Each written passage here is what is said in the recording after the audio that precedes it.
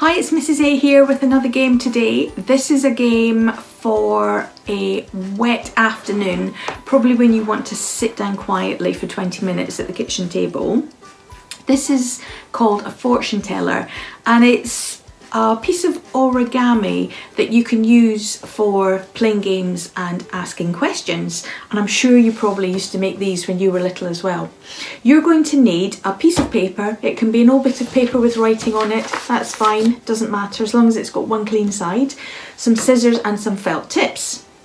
Now to get going, what we need to do is make our piece of paper into a square if it isn't already. So to do that, you simply fold over your edge so it comes down to run along the bottom nice and neatly, and then we're going to cut off this extra bit here. So I'll get my scissors and go snippety snip, and that will leave us with an exact square. Now that's got a nice crease in it. I would like another crease going in the other direction, so I'm going to fold it again just so I can have my other crease, and that's going to give us an exact middle, which is quite important. So there we go, there's my nice square, and I can see where my middle is. Now if you have writing on your bit of paper, it's quite important, you want the writing to be facing the ceiling, okay? So my writing's facing the ceiling. Now to make this, we're going to fold in our corners to the middle. So I'm folding my first corner into the middle, like so. I'm going to fold the next corner into the middle, and then the next one, and my last one. So I've ended up with all four corners folded into the middle. Now the next bit, I'm going to turn it the other way around. I want these loose flaps to go down onto the table, like so.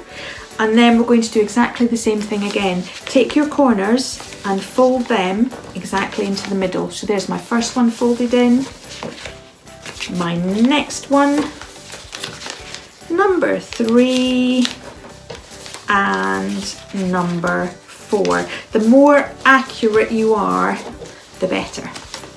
Right, that is it pretty much constructed. To make it a little bit easier to use, fold it in half and give it a crease, open it out and then fold it in half the other way, and now we have our fortune teller. To use it, you put your fingers under those little bits. 1, 2, oh, can I get my thumb under? 3, 4, there we are. And then you can move it like this.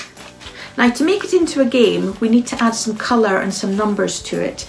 I tend to put numbers on the outside and I put colours on the inside. So here's some examples of ones that I have made. Let's start off with this one. So on the outside, I've got numbers 1, 2, 3, 4. And inside, I've coloured each section a different colour. And I've also written my questions on there. So on this side, we have numbers.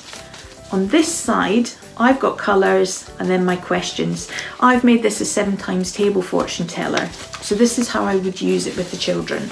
I would say pick a number. They might go 2. So I would go 1, 2. I would then say pick a colour. Red. So I would spell that out. R-E-D. And then finally pick a question from one that you can see. And they might go 4 times 7. So they need to tell me the answer to that. And then I always write the answer underneath as well, so that you or they can open it up and check to see if they were right or not. So you can use them for times tables. I have another one here, very similar again. This time I have put in the middle of it my questions, and the questions on this one are to do with place value. So I have got questions multiplying numbers by 10, by 100 and by 1,000, and then dividing numbers by 10, 100 and 1,000, and again the answers are underneath. I've made a grammar one. So in this one, I've written lots of different words, and I would want the children to tell me whether those words were nouns or adjectives.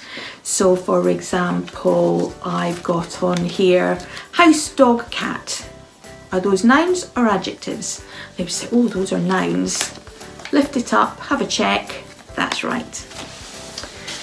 And then my final one is just another example. You can really put any questions you like in them, any subject at all.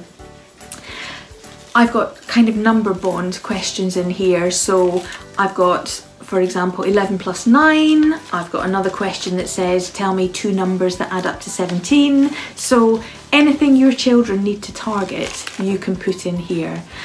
I hope you enjoy making and using your fortune tellers. That's it.